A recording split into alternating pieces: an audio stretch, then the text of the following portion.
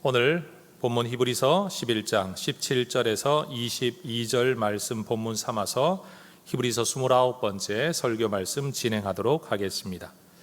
우리는 지금 히브리서 11장 믿음의 명예의 전당이라고 불려지는 이 한 장 안에 역사상 존재했던 위대한 믿음의 사람들을 살펴보고 있는 중에 있습니다. 특별히 그들에게는 어떤 모습이 하나님이 인정하시는 믿음의 표출 양상인가, 어떤 특징을 가진 믿음의 모습인가를 주 안점으로 삼아 이 인물들을 살펴보는 중에 있습니다. 오늘 우리가 읽은 본문에 등장하는 4명의 사람은 기독교 역사 속에서 이스라엘 한 민족이 형성되었다는 혈통적 조상, 그리고 우리 기독교 신앙, 유대교 신앙의 조상이 되었다라는 점에서 창세기에 등장하는 4명의 족장, 그래서 4대 족장이라고 불리는 아브라함, 이삭, 야곱, 요셉, 이 4사람입니다. 이 4사람의 믿음에서 특징적으로 나타나는 모습은 우리가 신앙을 이야기할 때 대부분 나와 하나님과의 관계만을 이야기하는데, 오늘 이 본문 속의 주 안점은 이들이 다른 사람과 하나님과의 관계성 속에서 무엇을 보았고 무엇을 기대했는가, 신앙의 자아 중심성이 아니라 어떤 면에서는 하나님의 섭리 속에서의 타자 중심적인 관점을 우리는 믿음의 모습으로 이야기하는 것을 보게 됩니다.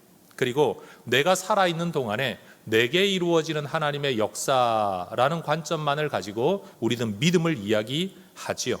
그런데 오늘 이 성경에서는 우리의 믿음은 내가 살아있는 동안에 나를 통해서만 이루어지는 하나님의 역사가 아니라 내 후손, 내가 죽고 난 뒤에도 내 후손들을 통해 이루어지게 될 하나님의 약속에 대한 믿음까지를 포함하는 것이 온전한 믿음이다라는 것을 우리에게 가르쳐주고 있습니다. 자, 이제 이 4명의 인물들을 한번 살펴보도록 하겠습니다.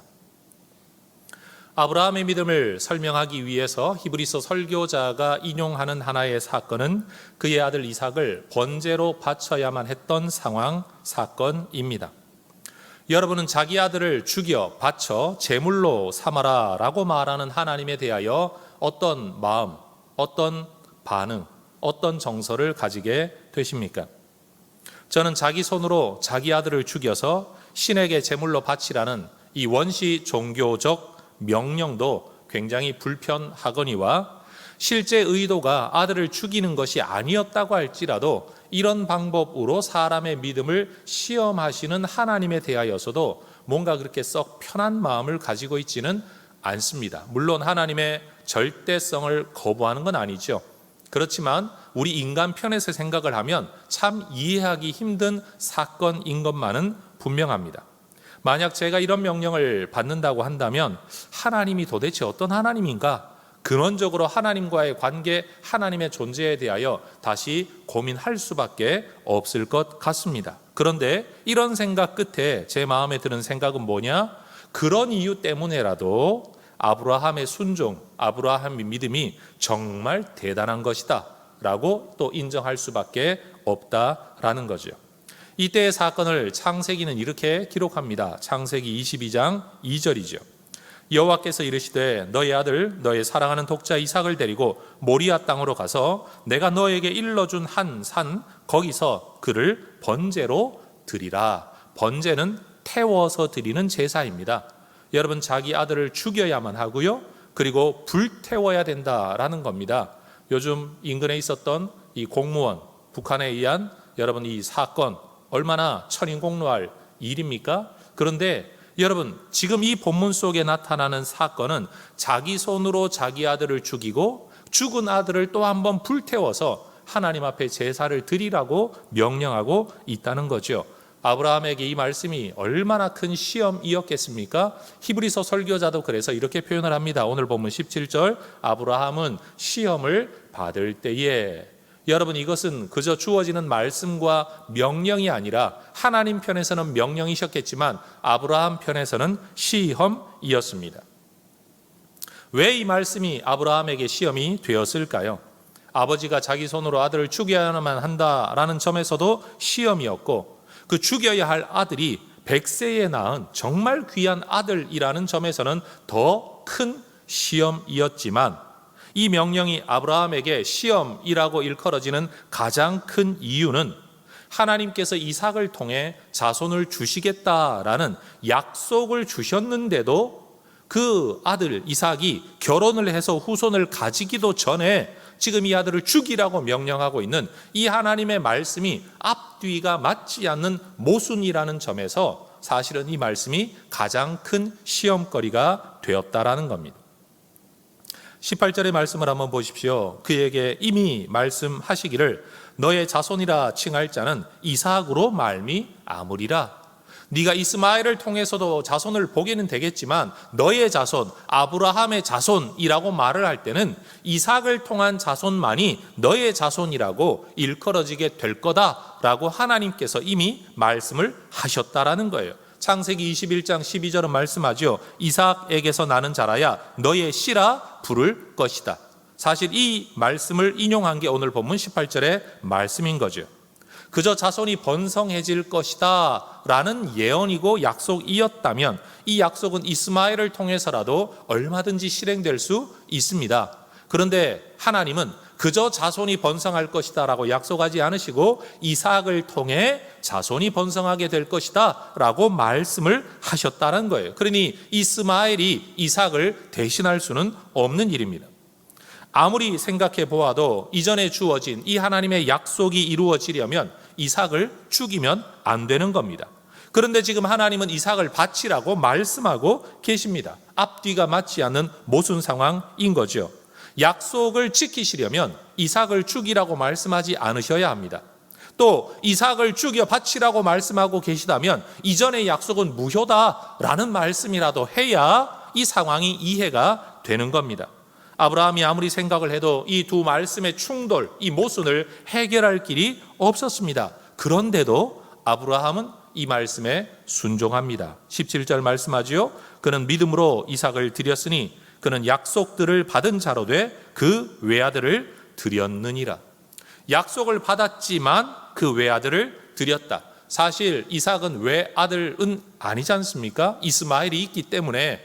그런데 하나님은 말씀하십니다. 약속을 가진 유일한 아들이라는 점에서 이삭은 외아들이었습니다. 아브라함은 어떻게 이 모순된 명령에 순종할 수 있었을까요? 여러분, 히브리서 설교자는 19절에서 이렇게 해석을 합니다. 그가 하나님이 능히 이삭을 죽은 자 가운데서 다시 살리실 줄로 생각한지라. 여러분 한번 따라해 보십시다. 그가 생각한지라. 한 번 더요. 그가 생각한지라. 아브라함은 모순된 하나님의 말씀 앞에서 생각했습니다. 이해되지 않는 말씀 앞에서 생각했습니다.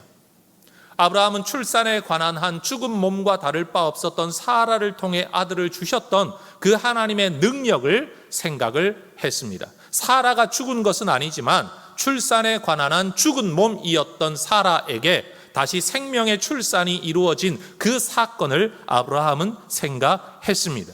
그런 생각과 생각 끝에 자신이 이삭을 죽여 제물로 바치더라도 하나님은 죽은 이삭을 다시 살려서라도 그에게 후손을 주실 거라고 생각하게 되었다라는 겁니다.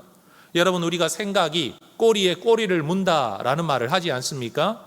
여러분, 의심의 생각이 꼬리에 꼬리를 물면 불신에 이르게 되겠죠. 염려의 생각이 꼬리에 꼬리를 물게 되면 우리는 낭망함에 이르게 됩니다. 그러나 믿음의 생각이 꼬리에 꼬리를 물면 순종에 이르게 될 줄로 믿습니다. 아브라함은 인류 최초의 부활신앙을 가진 사람이었다. 우리는 이렇게 말을 할 수가 있는 거죠. 성도 여러분, 우리는 말씀 앞에 생각해야 합니다. 이해가 안 될 때 생각해야 합니다. 받아들이기 힘들 때 생각해야 합니다. 믿음 안에서 생각하고 믿음으로 생각하고 믿음을 사용해서 생각하면 믿음의 결단, 믿음의 선택에 이를 수 있게 되는 겁니다. 여러분, 하나님께서는 이 한 말씀을 이루시기 위해서 저 때의 말씀을 무시하거나 여러분 없는 척 하시는 분이 아닙니다. 사람은 지혜와 능력에 한계가 있어서 하나를 주력하려면 다른 것을 소홀히 할 수밖에 없고 하나를 이루려면 다른 것을 포기할 수밖에 없는 것이 인간의 한계이지만 하나님은 그 모든 것들을 한꺼번에 다 만족시키실 수 있는 분인 줄로 믿습니다. 여러분, 십자가 사건이 그렇지 않습니까? 사람은 처벌받아야 마땅한 완전한 죄인이라, 여러분, 하나님께서는 이 죄를 처벌하지 않으시고는 인간에게 은혜를 베풀거나 구원하실 수가 없습니다. 죄를 무시하실 수가 없는 공의로운 하나님 아니십니까? 그래서 십자가의 처벌로 예수님을 죽게 하심으로 인류의 죄에 대한 처벌을 이루셨습니다. 그럼에도 하나님은 당신이 만드신 피조물들을 완전한 죽음으로 내몰지 아니하시고 그들에게 구원을 베푸십니다. 어떤 사건으로 구원을 하십니까? 십자가 사건으로 구원하시는 겁니다. 여러분, 용서하려면 죄를 무시해야 되고, 여러분, 사람을 살려주려면 또 죄 없어야 되고, 이런 것들이 사람이 가지고 있는 모순덩어리인데, 우리 하나님은 죄에 대한 처벌을 통하여 공의를 이루시면서도 인간에 대한 사랑을 그대로 이루셨다는 사실. 어디에서요? 십자가 위에서. 어느 누구도 생각하지 못했던 하나님만의 방법으로 우리 하나님은 이 목적과 저 목적을 다 이루시는 전능하신 하나님이시라는 거죠. 영국의 성서학자였던 웨스트콧이라는 분이 이런 말을 했다고 합니다. 하나님의 명령은 오직 한 가지 방법으로만 실천될 수 있지만 하나님의 약속은 한 가지 이상의 방법으로 성취될 수 있다. 무슨 뜻입니까? 여러분, 하나님의 명령은 순종 외에 다른 방법으로는 실천될 수 있는 길이 없습니다. 그런데 하나님의 약속은 우리가 생각하는 한 가지 방법으로만 이루어지는 게 아니라 우리가 생각지도 못했던 우리 하나님의 다양한 놀라운 신비한 신묘막측한 방법으로 우리 하나님은 그 모든 약속을 이루실 줄로 믿습니다. 그런데 여러분, 히브리서 설교자가 아브라함을 만나 본 적도 없고 대화한 적도 없는데 아브라함 내면 속에 이런 부활신앙이 있었다는 것을 무슨 근거로 이렇게 말을 하고 해석을 할 수 있는 걸까요? 창세기 22장 5절에 보면 이런 힌트가 되는 구절이 하나 나오죠. 이에 아브라함이 종들에게 이르되 너희는 나귀와 함께 여기서 기다리라. 내가 아이와 함께 저기 가서 예배하고 우리가 너희에게로 돌아오리라. 따라하십시다. 우리가 돌아오리라. 아브라함은 내가 돌아오리라 라고 말하지 않고 아들 데리고 가면서 우리가 돌아올 거다 라고 분명히 말하고 있습니다. 여러분, 아브라함은 지금 이 아들을 데리고 산에 올라가 이 아들을 바쳐 죽일 거라는 것을 이미 마음속에 품고 있습니다.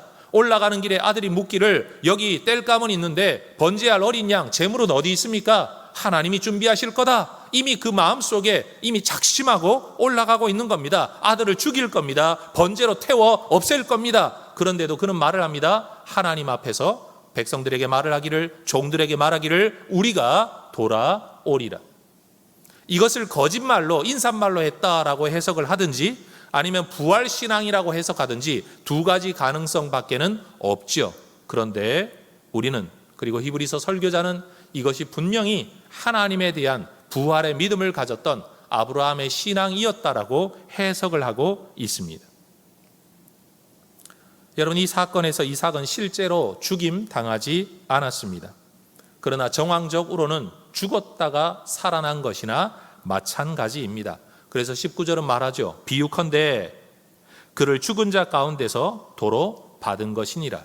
이게 어디에 빗대야 한다는 비유가 아니라 다른 말로 하면 따지고 보면 이라는 뜻이죠. 실제적으로 보면 죽은 자 가운데서 도로 받은 것과 뭐가 다르냐라고 이야기를 하는 거죠. 의문을 제기해야 마땅한 상황에서 먼저 생각하고 하나님에 대한 신뢰에 근거하여 순종하는 것, 그리고 그 순종 너머에서 일어날 일에 대하여 하나님께만 의지하는 것, 심지어 나는 아들과 함께 죽음으로 들어가더라도 하나님은 죽음 너머에서 다시 이 생으로 그의 아들을 살려내실 거라고 믿었던 하나님에 대한 전적인 신뢰, 그것이 바로 아브라함의 믿음이었다는 거죠. 여러분, 말씀 자체가 가지는 모순을 해결하실 책임자는 하나님이세요. 우리는 때때로 말씀이 모순이 된다, 그래서 순종할 수 없다, 믿을 수 없다라고 이야기를 하지만 여러분, 말씀이 앞뒤가 맞지 않는 모순을 해결할 주체는 하나님이십니다. 우리가 해야 될 책임, 그것은 무엇이냐? 오로지 순종하고 우리 하나님을 신뢰하는 것입니다. 전통적으로 유대인들은 이 사건을 결박이라는 의미의 뜻을 가진 히브리어 아케다라는 말로 이 사건을 지칭한다고 합니다. 아케다 사건이라고 말하면 여러분 어디서든 누구든 결박당할 수 있지만 전통적으로 아케다 사건, 결박 사건 그러면 바로 이삭의 사건을 이야기한다는 거죠.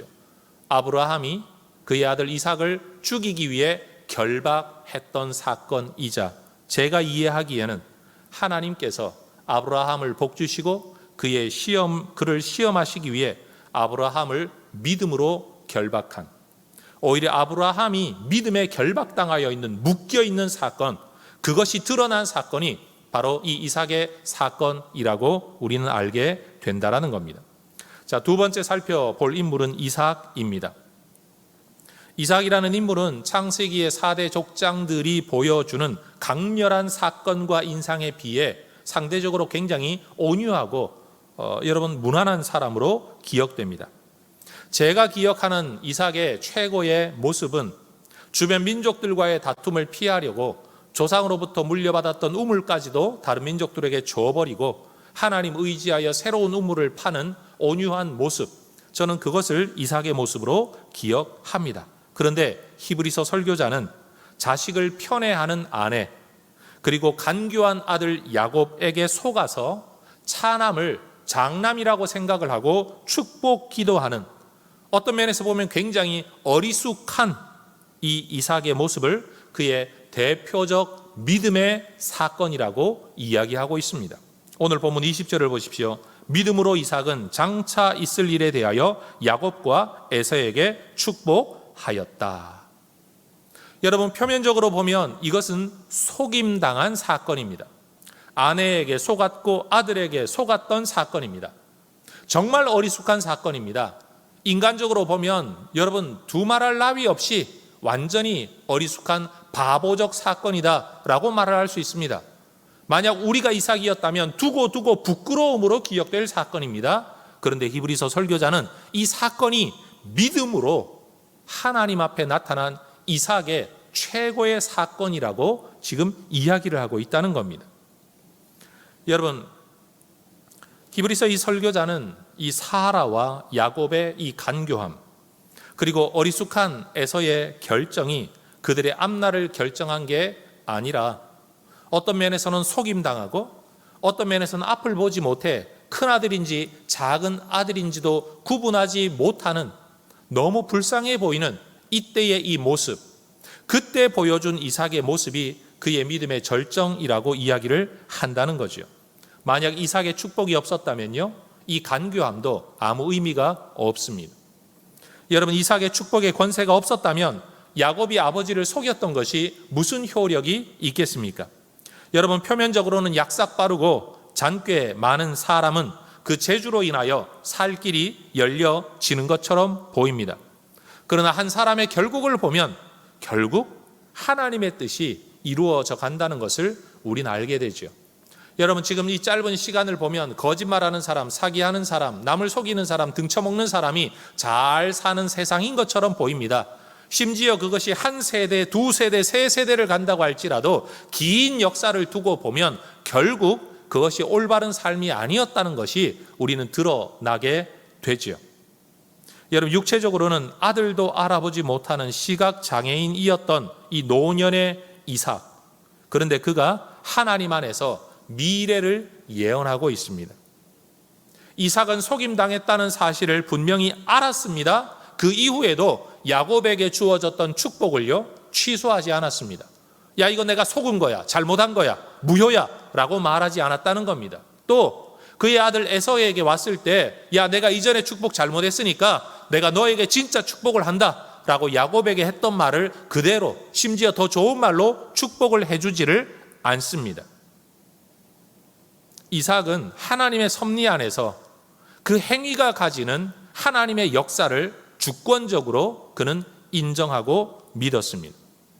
하나님이 그 상황 속에서 섭리하셔서 내가 비록 모르고 했던 축복이라고 할지라도 하나님께서 이를 통해 이루실 것을, 그가 고의적으로 불순종하기 위해 했던 일이 아닌데도 불구하고 이런 일이 일어난 상황 속에서 그는 내가 이미 너의 동생에게 빌어줄 모든 복을 빌었다.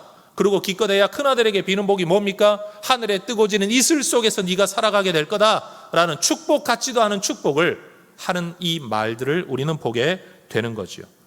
여러분, 이것이 오히려 이삭의 믿음이라고 성경이 해석을 합니다. 믿지 않는 분들이나 심지어 교인들 가운데서도 목사님들이 행하는 축복 기도에 대하여 어차피 말로 잘 되라고 빌어주는 축복 기도, 이 사람이든 저 사람이든 그저 잘 되라고 좋은 일 많으라고 복만 많이 빌어주면 되는 것 아닌가라고 생각하는 분들이 계신 것 같습니다. 그러나 저는 개인적인 경험 속에서도 여러분, 성도들에 대한 축복의 기도가 하고 싶다고 되어지지도 않고요, 아무렇게나 복을 남발한다고 해서 그것이 실행되지도 않는다는 것을 압니다. 그 특별한 순간 하나님 앞에서 인간과 인간이 만나 주의 이름으로 복을 비는 그 순간, 여러분, 그 기도, 그 안수, 그 축복 가운데는 우리가 알 수 없는 하나님의 영적 작용이 있어서 딱 그 사람에게 임할 것들만을 하나님이 빌게 하시고 하나님께서 원하시는 만큼만 복을 빌 수밖에 없는 일들을 저는 개인적으로 경험하게 됩니다. 저는 이삭의 사건을 보면 여러분, 하나님을 위해 대단한 일을 한 것을 두고 믿음이라고 말하지 않고 의도치 않은 상황 속에서 있지만 하나님의 섭리가 나를 이끌고 있다는 사실, 그리고 내가 한번 뱉어낸 하나님 이름으로의 축복은 절대 물릴 수도 없는 것이고 없는 축복을 그저 좋은 말 듣기 좋으라고 해주는 것이 아니라는 것을 이삭은 우리에게 보여주고 있다라는 거죠. 사실 구약 성경을 보면 거짓 선지자들의 특징이 뭐냐, 하나님이 주신 말씀이 아닌데도 불구하고 입에 뭔가를 물면 축복을 외치는 선지자들, 요즘 말로 하면 이런 것 아닐까요?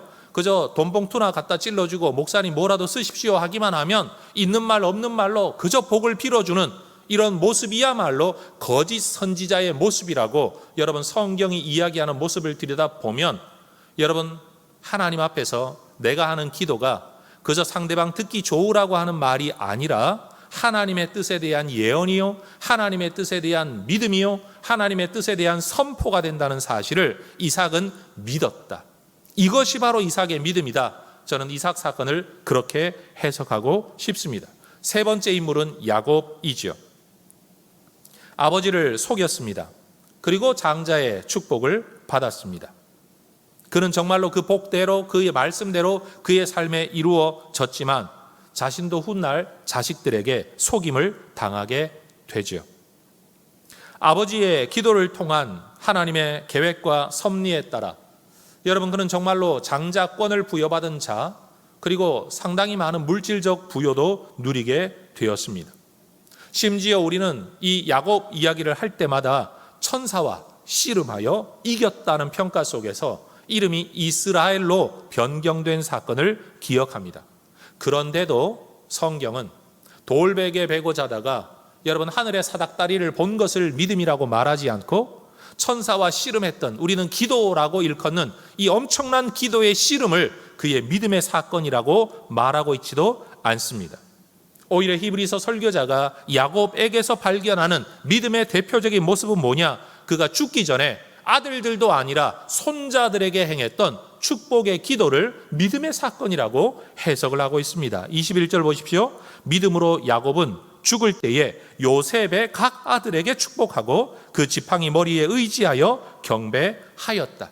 여러분, 지팡이 머리 혹은 침대 기둥이라고 일컬어지는 여러분, 여기에 의지할 수밖에 없는 노년의 연약한 할아버지, 그가 그의 자식들도 아니라 여러분, 아들의 아들들을 데려다 놓고 축복의 기도를 하고 있는 겁니다. 하나님이 무슨 특별한 계시를 하신 것도 아닌데도 불구하고 어찌된 영문인지 그는 여러분, 맏손자와 차손자를 놓고 손을 어긋맞게 얹어 그들을 축복합니다. 요셉이 이게 마음에 들지 않아 아이고 아버지 이쪽이 큰아들입니다 라고 하더라도 내가 안다 그러고는 계속 그들을 축복합니다. 여러분, 이것은 그저 손자들 잘 되라고 빌어주는 할아버지의 축복이 아니었습니다. 하나님이 그들을 통해 이루실 일에 대한 예언이었습니다. 하나님의 일하심을 보고 하나님의 일하심에 따라 그 일이 그들에게 이루어질 것을 말하고 있는 거죠. 하나님은 하나님의 뜻을 이루실 겁니다. 여러분, 야곱은 이것을 알고 있었습니다. 어떤 경로인지 알 수는 없지만 알고 있었습니다. 그렇게 되리라고 미리 말해주고 있는 또 하나의 선지자적 통로가 바로 야곱이었다라는 겁니다. 여러분, 우리가 기도하고 응답받는 것과 기도하지 않는데 좋은 일이 생길 때 결과적으로는 무조건 좋은 일이 생기니까 우리는 좋습니다. 그런데 여러분, 아무리 좋은 일이 생겨도 믿음이 자라지는 않습니다. 왜요? 이게 어떤 경로로 내게 왔는지를 알지 못하기 때문에, 저절로 된 것인가 보다 하기 때문에. 그래서 여러분, 기도가 왜 중요한가 하면 하나님 뜻대로 되겠지라는 믿음을 가지고 사는 것도 중요하지만, 기도가 중요한 것은 기도를 했을 때 이것이 하나님께서 이루신 것인 줄을 내가 알게 된다는 겁니다. 내가 기도하지 않아도 하나님은 하나님의 뜻을 이루실 겁니다. 그런데 내가 하나님이 이루신다는 사실을 알려면 기도를 해야 합니다. 우리 하나님은 하나님의 구원 계획을 이루어 가실 겁니다. 그런데 왜 말씀하십니까? 이 말씀을 주심으로써, 미리 말씀하심으로써 나타나는 그 일이 저절로 되어지는 일이 아니라 하나님의 일이라는 것을 하나님의 약속의 백성들은 알 수 있게 하시려고 말씀을 미리 주시는 거죠. 여러분, 일생 자기 꾀를 의지하여 살던 야곱이 이제는 지팡이에 의지하고 침대 기둥에 의지할 수밖에 없는 연약한 임종 직전의 상황에서라도 그는 여러분, 자기의 꾀를 의지하는 자가 아니라 하나님의 계획이 무엇이며 하나님의 뜻이 무엇이며 하나님이 무슨 일을 하실 것인가를 바라보는 자, 그것을 말하는 자, 그대로 되리라고 후손들에게 들려주는 자, 축복하는 자로 살아가고 있는 겁니다. 그리고 그것을 꼭 해주려고 열망했던 모습, 이것이 바로 야곱에게 나타난 믿음이라고 여러분, 히브리서 설교자가 우리에게 가르쳐주고 있습니다. 오늘 우리가 살펴볼 네 번째 마지막 인물은 요셉입니다. 여러분, 우리가 요셉 하면 바로 떠올리는 사건이 뭡니까? 그의 꿈 이야기 아닙니까? 그런데 이 꿈은 요셉이 꾸고 싶어 꾼 꿈이 아니기 때문에 꿈은 요셉의 믿음의 결과라고 말을 할 수가 없습니다. 심지어 그가 보디발의 아내의 유혹을 뿌리치는 결단력을 믿음의 사건이라고 말하지 않습니다. 감옥에 인내하며 견뎌내었던 시간들, 나중에는 형들을 용서한 것을 그의 대표적인 믿음의 모습이라고도 이야기하지를 않습니다. 오히려 히브리서 설교자는 요셉의 대표적인 믿음의 사건은 뭐냐? 그가 죽기 전에 남겼던 유언이야말로 그의 믿음의 절정이라고 이야기하고 있습니다. 22절 보십시오. 믿음으로 요셉은 임종시에 이스라엘 자손들이 떠날 것을 말하고 또 자기 뼈를 위하여 명하였다. 여러분, 요셉은 이집트에서 대단한 출세와 성공을 이룬 사람이었지만 그의 마음속에는 항상 하나님의 약속이 남아 있었습니다. 요셉은 성공의 자리를 꿈꾸며 살았던 사람이 아니라 약속의 자리를 꿈꾸며 살았던 인물입니다. 그는 대단한 명예와 권세의 자리를 살면서도 늘 나그네 마음을 가지고 살았습니다. 여러분, 요셉은 17살까지만 고향 부모 밑에서 살았습니다. 그리고 이집트에 팔려가고 난 이후 그가 이집트에서 죽을 때 나이가 110세였습니다. 그러면 그의 인생은 17살, 17세 동안만 고향에서 살고 93년을 이집트 땅에서 살았습니다. 그럼 여러분, 어디를 고향이라고 말을 해야 될까요? 그런데도 요셉은 이집트를 본향으로 여기지 않았습니다. 요셉에게 이집트라는 삶의 자리는 하나님의 사명이 있는 자리였지 하나님의 약속이 있는 자리가 아니었습니다. 따라하십시다. 사명의 자리, 약속의 자리. 여러분, 지금 우리가 살아가고 있는 이 시대와 이 땅, 지금 이 상황은 우리의 사명의 자리이지 여기가 우리의 약속의 자리가 아닙니다. 우리가 영원토록 살아갈 약속된 나라, 여러분, 거기서는 하늘나라이지 이 대한민국 이 땅이 아닙니다. 여러분, 사명의 자리와 약속의 자리, 사명의 자리와 복의 자리를 구분할 줄 알아야 합니다. 우리가 지금 살아가고 있는 이곳은 사명의 자리이고 우리가 돌아가야 할 곳, 결국 가야 할 곳은 하나님이 약속한 그곳, 예수님이 예비하신 곳, 하나님이 우리를 위하여 예비하신 한 성, 바로 그곳이라는 겁니다. 그러니 여러분, 사명은 오직 이 땅에서만 필요합니다. 하늘에 가서 사명 필요하지 않습니다. 하늘나라에 가면 오직 약속, 오직 복만 존재하리라고 저는 믿습니다. 여러분, 이게 성경이 우리에게 가르치는 진리가 아니겠습니까? 여러분, 요셉은 조상들이 하나님으로부터 받았던 약속을 믿음으로 자기 것으로 물려받았습니다. 아브라함이 받았던, 이삭이 받았던, 야곱이 받았던 그 약속을 자신의 것으로 물려받았습니다. 어디에서요? 이집트 땅을 살아갈 때도요. 대단한 권세, 대단한 복을 누리는 그 자리에서도 그는 여전히 하나님의 약속의 땅, 그 땅을 바라보고 있었습니다. 언젠가는 하나님께서 이 민족을 이 땅에서 그 땅으로 옮겨 가실 것을 그는 믿고 있었습니다. 때와 시는 하나님께 달린 문제이지만 하나님이 반드시 이들을 인도하여 약속의 땅으로 돌아갈 것을 그는 기대하고 있었고 믿고 있었습니다. 그리고 그 자리에 죽어서라도 동참하고 싶었던 것이 바로 요셉입니다. 여러분, 창세기 50장 24절 25절을 제가 한번 읽어보도록 하겠습니다. 요셉이 그의 형제들에게 이르되 나는 죽을 것이나 하나님이 당신들을 돌보시고 당신들을 이 땅에서 인도하여 내사 아브라함과 이삭과 야곱에게 맹세하신 땅에 이르게 하시리라 하고, 요셉이 또 이스라엘 자손에게 맹세시켜 이르기를 하나님이 반드시 당신들을 돌보시리니 당신들은 여기서 내 해골을 메고 올라가겠다 하라. 내 해골이라도 메고 약속의 땅으로 올라가 달라. 아브라함에게 주셨던 땅에 대한 약속은 반드시 실현될 것을 요셉은 믿고 있었습니다. 내가 그 약속 처음 받은 게 아닙니다.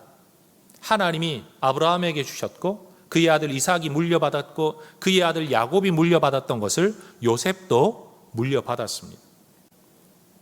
그게 언제일지는 몰라도 반드시 그때가 올 것이라고, 와야만 한다고 그는 믿고 기다리고 있었습니다. 어떤 삶에서요? 성공의 삶, 성공의 땅, 성공의 자리에서요. 그래서 그는 자기 유골에 대하여 유언을 남기는 겁니다. 이것은 하나님의 약속에 대한 믿음 안에서 이루어진 유언이라는 점에서 단순한 유언이 아니라 예언이었습니다. 그리고 실제로 이스라엘 백성들은 모세의 인도를 따라 애굽에서 나올 때에 여러분, 요셉의 유골을 메고 나오죠. 출애굽기 13장 19절, 모세가 요셉의 유골을 가졌으니 이는 요셉이 이스라엘 자손으로 단단히 맹세하여 이르기를 하나님이 반드시 너희를 찾아오시리니 너희는 내 유골을 여기서 가지고 나가라, 이 말을 지키기 위해서. 여러분, 그런 면에서는 모세도 조상이 가졌던 믿음 400여 년이나 흘렀지만 그 약속을 지키기 위해 그 약속을 물려받은 자가 되었다는 것을 우리는 보게 되는 거죠. 그리고 그 메고 온 요셉의 유골은 여호수아 24장 32절에 보면 요셉의 뼈를 세겜에 장사하였다. 결국 약속의 땅에 장사하였다 성경은 이야기합니다. 여러분, 하나님의 약속에 대한 이 믿음, 그 믿음을 가지고 평생을 살아왔다는 거예요. 그 믿음을 가지고 살아오는 중에 대단한 지혜와 대단한 환상과 대단한 믿음의 또 다른 모습들이 있었지만 그의 모든 삶의 가장 밑바탕에 뭐가 있었냐? 하나님의 약속에 대한 믿음, 그것이 이루어질 것이라는 믿음을 가지고 요셉이 살았다는 것을 요셉의 믿음의 대표적인 양상으로, 모습으로 히브리서 설교자가 이야기하고 있다는 거죠. 말씀을 결론 맺어 볼까요? 성도 여러분, 살아서 사는 동안 하나님의 역사에, 하나님 나라 역사에 참여하시고 죽어서도 하나님의 약속이 이루어지는 일에 참여하는 저와 여러분이 될 수 있기를 주의 이름으로 축원합니다. 여러분, 이 약속에 참여하는 것은 믿음이 없이는 불가능한 일입니다. 하나님의 약속을 믿을 때 그 약속을 이루시기 위한 하나님의 일하심이 나의 일이, 나를 위한 일이 된다라는 것이에요. 여러분, 선대의 사명과 약속을 우리의 것으로 물려받아야 합니다. 여러분, 생물학적 상속자는 되지 못할지라도 영적 상속자는 되어야 할 것 아닙니까? 옛날 어른들 말씀에 못난 나무가 선산 지킨다라는 말이 있습니다. 멋지고 반듯하게 잘 자라난 나무는 부잣집 대들보로 쓰임받기 위해 다 잘려나갈 때 여러분, 그렇게 쓰임받을 수 없는 구부정한 못난 나무들 결국 베어 짐을 당하지 아니하고 남아서 그 산을 지키는 나무가 된다라는 말이죠.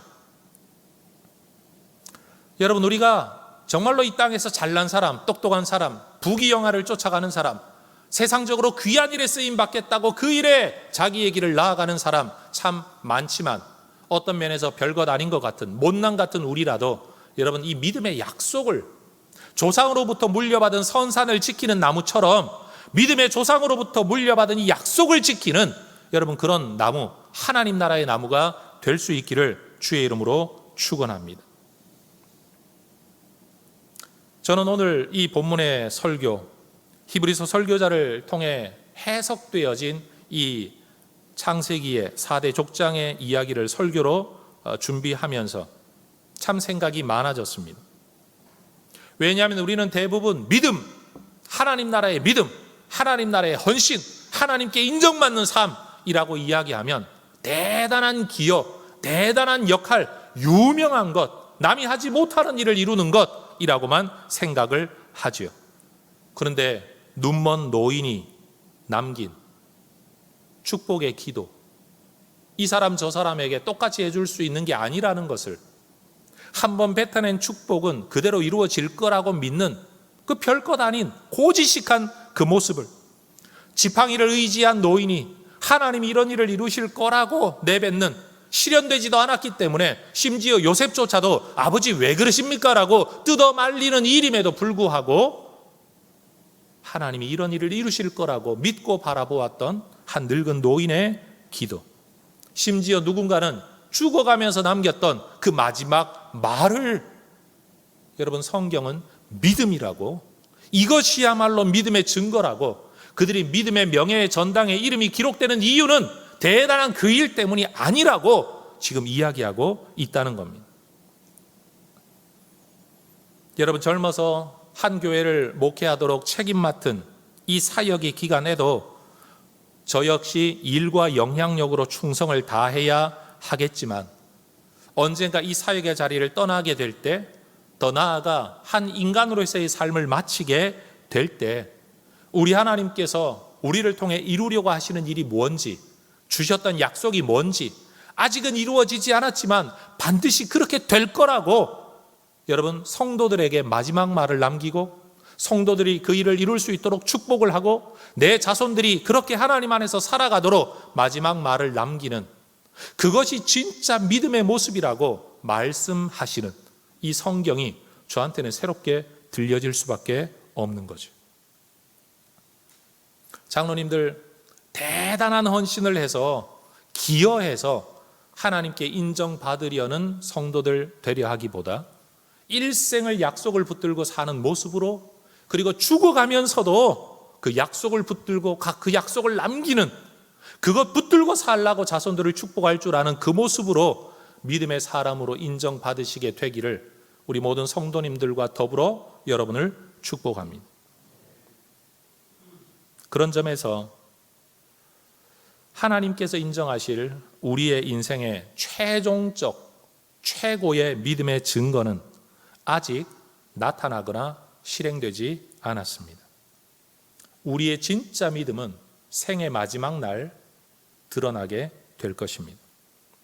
젊었을 때처럼 일하지 못하고 예전처럼 헌금으로 섬기지도 못하고 이제 나이 든 우리가 무슨 쓸모가 있느냐, 우리의 믿음이 뭐 대단한 게 있겠냐, 여러분 이런 말씀 하지 않으시기를 바랍니다. 젊고 힘있고 돈 있고 영향력이 있어서 남들이 하지 못하는 대단한 일을 하는 것만이 믿음의 증거가 아니다라는 오늘 이 히브리서의 말씀이야말로 우리가 그동안 듣지 못했고 생각하지 못했던, 마치 우리의 영적인 뒤통수를 한 대 얻어맞는 듯한 하나님 나라의 관점이라고 저는 생각을 합니다. 여러분 내 눈으로 보지 못할지라도, 미래의 일이라고 할지라도 하나님이 반드시 그렇게 이루실 거라고 믿는 믿음 안에서 내가 그 길을 쫓아 살아가고 내 다음 세대도 그 길을 갈 수 있도록 이야기할 수 있으면 얼마나 좋을까요?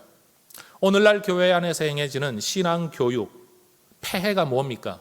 하나님 나라에 기여하는 자가 되라. 그러다 보니까 돈 좀 많이 내는 사람은 기여하는 사람, 돈 못 내는 사람은 기여 못하는 사람, 세상적으로 권세가 있고 잘난 사람은 기여하는 사람, 그렇지 못한 사람은 기여 못하는 사람이라는 인식이 교회 안에도 그대로 자리를 잡고 있어서 결국은 성공주의를 교육하면서 그저 인재가 되면 인재가 되면 하나님 나라 기여한다라고 가르치는 이 관점이야말로 얼마나 세속적이냐라는 것을 오늘 본문은 우리에게 가르쳐 주는 거죠. 진짜 믿음의 교육은 뭐냐? 하나님 나라의 약속을 이어받는 자가 되라. 그 약속을 바라보고 사는 자가 되라. 그리고 그 약속을 후대에 이어주고 계승하는 자가 되라. 자녀들을 그렇게 축복하는 자가 되라. 사실은 이것을 성경은 믿음이라고 이야기하고 있다라는 겁니다.